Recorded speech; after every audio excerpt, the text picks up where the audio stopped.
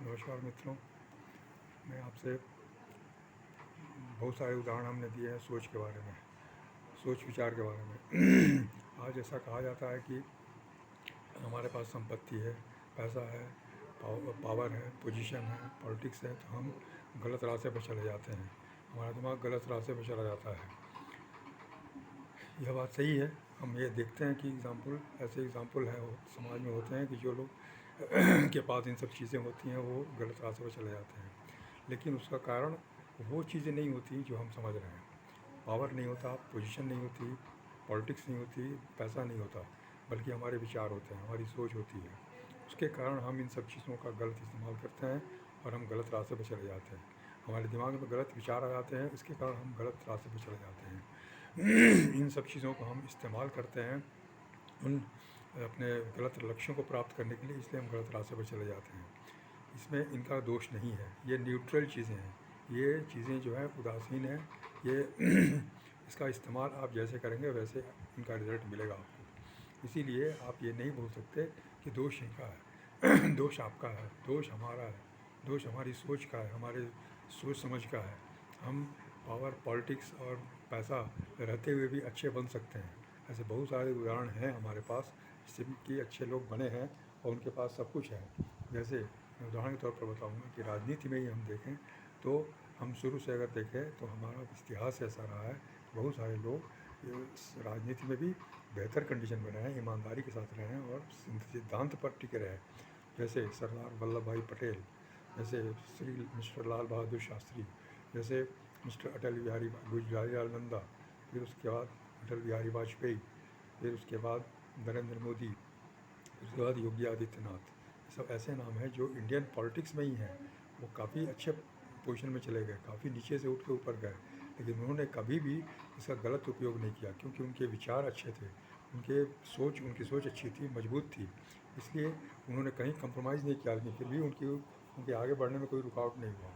हम लोग अक्सर ऐसा बोलते हैं कि आगे बढ़ना है तो हमें इन सब चीज़ों को त्यागना पड़ेगा, एथिक्स को त्यागना पड़ेगा, वैल्यूज़ को त्यागना पड़ेगा, हमें प्रैक्टिकल होना पड़ेगा, ऐसा बोलते हैं। लेकिन ये गलत है, ये हमारी गलत सोच का नतीजा है कि हम ऐसा सोचते हैं।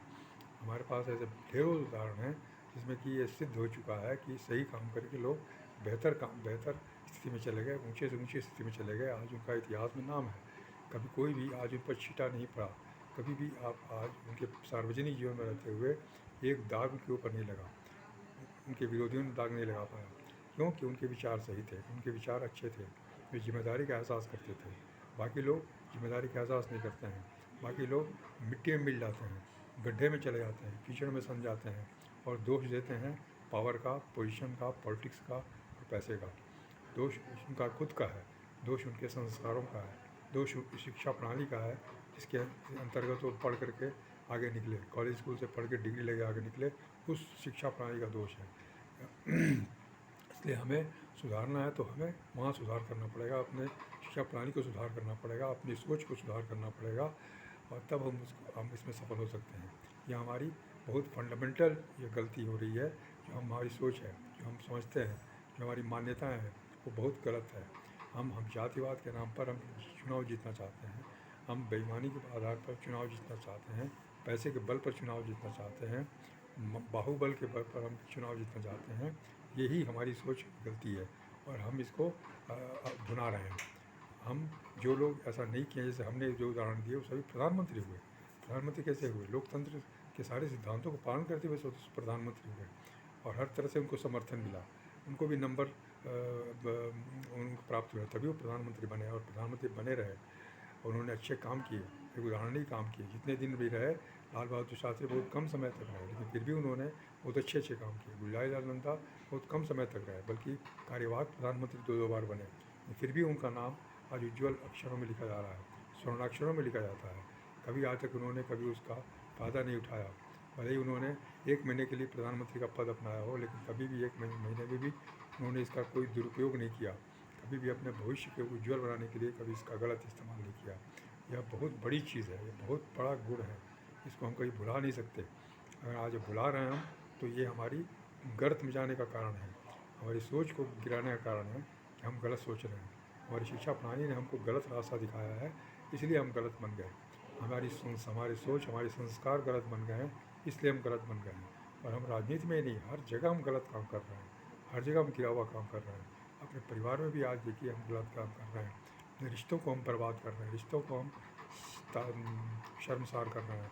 आज माँ बाप के साथ हम क्या व्यवहार करते हैं, माँ बाप बच्चों के साथ क्या व्यवहार करते हैं, एक इंसान का व्यवहार दूसरे इंसान के साथ कैसा हो रहा है, किस तरह से हम लोग नीचे गिरते जा रहे हैं। इसकी मिसाल हर जगह आपको मिलेगी, अखबारों में, टीवी न्यूज़ में, हर जगह मिल रही है चीज़ें।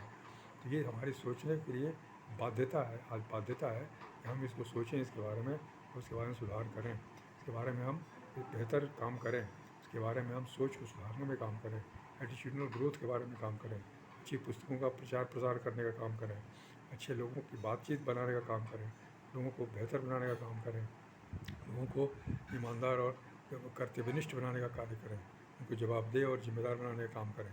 यही हमारी सामाजिक दायित्व है, ये हमारा जीवन की सार्थकता है, ये ईश्वर की सेवा है और ईश्वर की पूजा है। ये सब हमारे लिए बहुत ही आवश्यक है। इसके लिए मैं हमेशा काम करता रहूँगा और आप भी काम करते रहें, ये हमारी आपसे रिक्वेस्ट है, यही अनुरोध है। नमस्कार, धन्यवाद।